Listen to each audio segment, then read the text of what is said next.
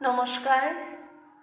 আজ আমি পাঠ করব সায়ন বন্দ্যোপাধ্যায়ের একটি লেখা।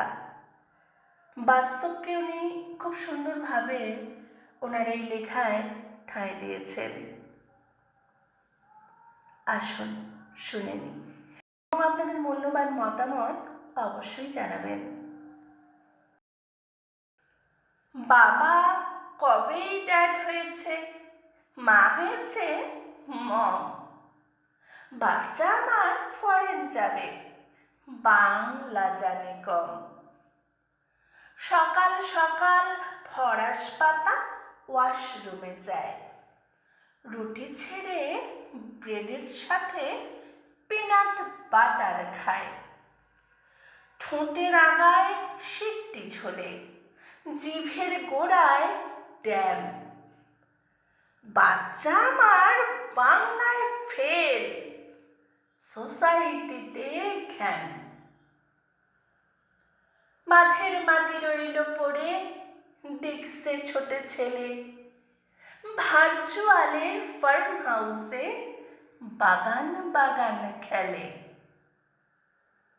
রবি Thakur, who is the man? Poet নাকি? ওকে। বাচ্চা আমার পাবজি খেলে, দন্দনাদন ঠোকে। অয়ে অজগর, পড়ছে না কেউ, ব্ল্যাক শিপেতেই মজে।